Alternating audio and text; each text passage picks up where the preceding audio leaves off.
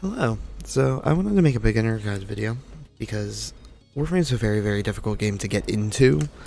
And I've tried to teach people how to get into it, so I know how difficult it is. And I used to run in a clan that was decently big, and we used to pick up a bunch of new players and try to teach them and figure it all out. It's very, very difficult to get into, and we actually, during that time, had like hundreds of different players we helped and everything like that. But one of the things we noticed most consistently is a lot of people used to quit before even finding out what navigation was, to the point where even a returning player who basically got like backpacked to different areas didn't really know what the console was. It was a very strange time. So this is going to be a series focused on exploring different things very quick, very simply. Modding will be covered as well, and just different things, different builds and stuff like that, just to like showcase some stuff and make it easy and digestible. So the first thing we're going to talk about, obviously, is navigation, because it's where you have to go.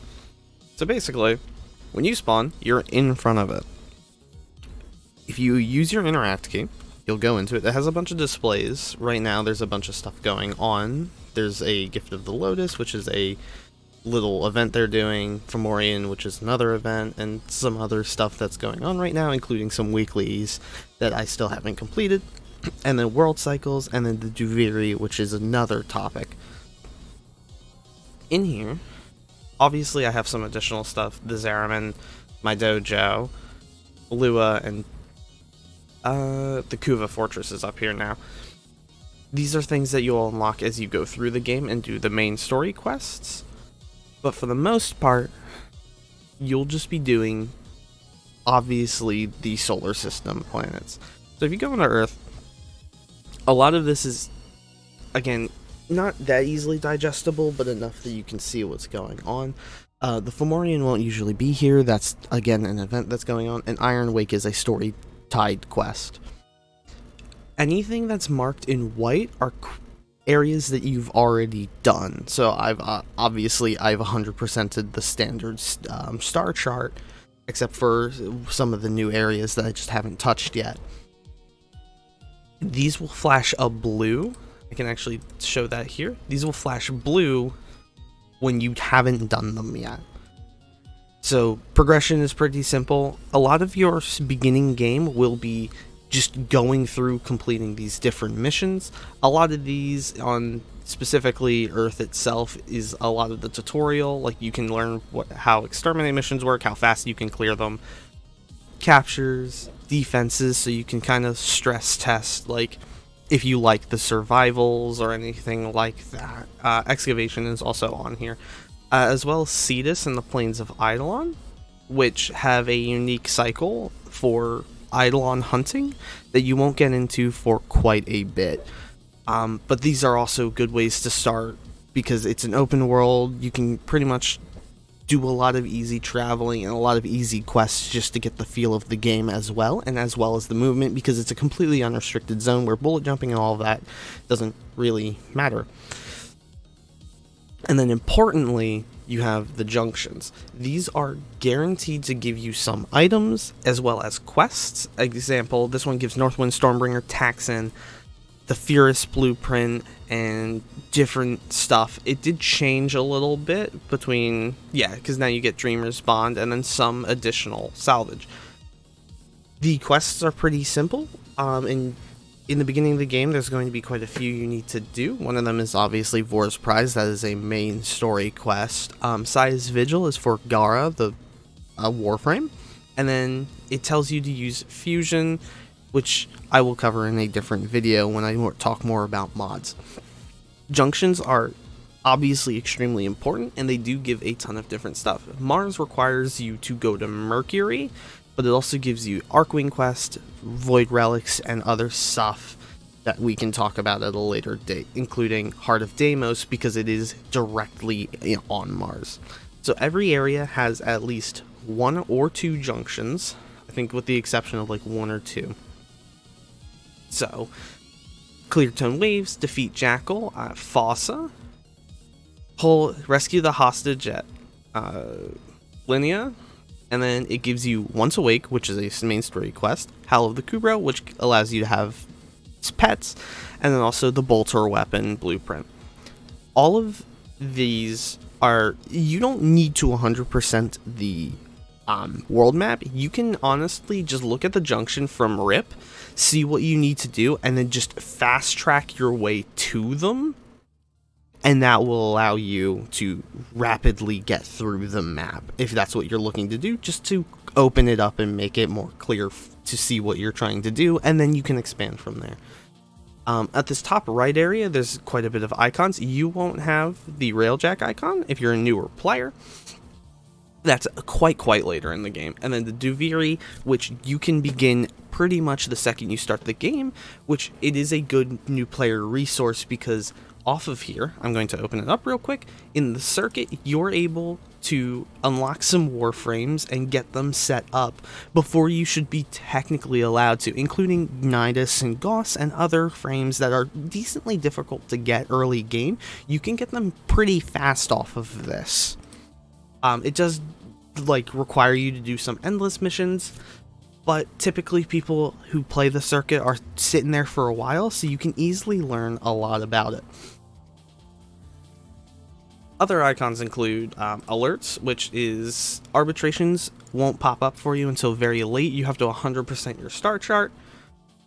Weeklies, which you get through quests, and then different alerts, and then Kuva siphons, which are very later in the game, in which these aren't very important, I'll be honest.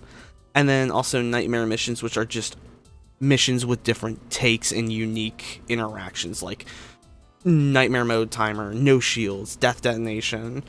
Pretty much once you play through enough of these that you start, like, you run out of things to do with them, they pretty much just fall into the back. It's mainly just for specific mods that increase your capabilities. Invasions are very important as they give unique items such as the Fieldrins, Detonite Injectors, and also Mutilasalad V nav coordinates on the infested ones. They also give unique weapons such as the Volker Wraith and other different weapons of that kind that are specific to either Grineer or Corpus. You can do 3 missions for either side. You can only get 1 reward though, so you have to pretty much pick or choose.